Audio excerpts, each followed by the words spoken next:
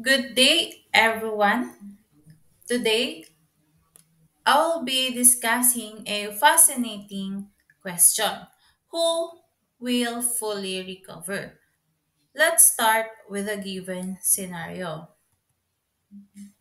Three patients in an intensive care unit are examined by the resident doctor. One patient has brain damage from a stroke, another had a heart attack that severely damaged his heart muscle, and the third has a severely damaged liver from a crushing injury in a car accident.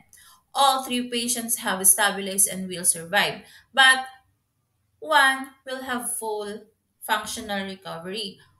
Which one and why?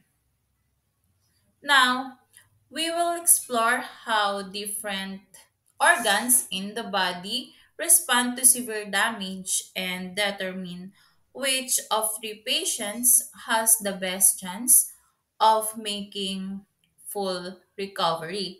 So let's dive in.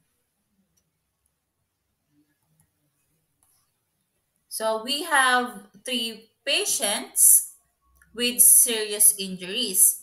One has brain damage from a stroke, another has heart damage due to a heart attack, and the third has liver damage from a car accident. So the question is which of these patients is most likely to fully recover? So let's take a closer look at each case on the next slides. The first patient has brain damage caused by a stroke. Unfortunately, the brain has limited capacity to heal itself. Brain cells, also called neurons, do not regenerate. For example po, kung ang isang tao ay na-stroke at naapektuhan ang bahagi ng kanyang utak or brain, which is responsible po sa ating pagsasalita, maaring mawalan siya ng kakayahan to speak kahit na mayroong mayroon tayong therapy na maaaring makapag-improve ng kanyang kondisyon. Kadalasan po, it is rare for someone to fully regain the lost functions like movement, speech, or the memory. So this patient is unlikely to fully recover. The second patient has heart damage caused by a heart attack. When the heart muscle is damaged, it is replaced with a scar. But the problem is this scar tissue cannot contract or pump blood as effectively as healthy heart muscle.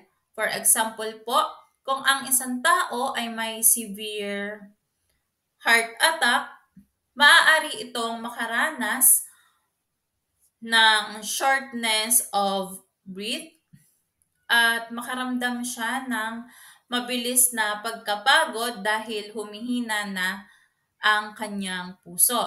Kahit mayroon po tayong medications and medical interventions para ma-improve ang quality of life ni patient, the heart does not regenerate like some other organs. So this means po, like brain, hearts fully recover is also unlikely for this patient. So now let's talk about the third patient who have severe liver damage from a car accident.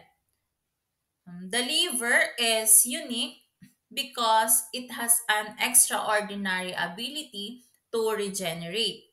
Halimbawa po, kung ang isang tao ay nawalan ng 70% ng kanyang atay dahil sa injury, Basta po may natitirang healthy tissue sa kanyang liver, it can heal itself. Maaari pong mag-regenerate ang ating liver or bumalik sa normal na laki at function nito sa loob ng ilang linggo or ilang buwan.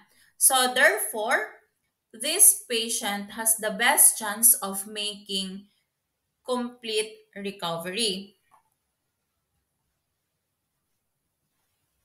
So now, in my conclusion, the patient with liver damage is the most likely to fully recover because the liver can regenerate itself. Hindi tulad ng brain at heart, they do not have the same ability to repair or regrow damaged tissue. Kaya kadalasan, yung mga damage sa mga ito ay kadalasang permanente na. So those examples na sinabi ko po kanina highlights the importance of understanding how different organs respond to injury and the limits of the body's natural abilities. So that's would be all. Thank you for listening.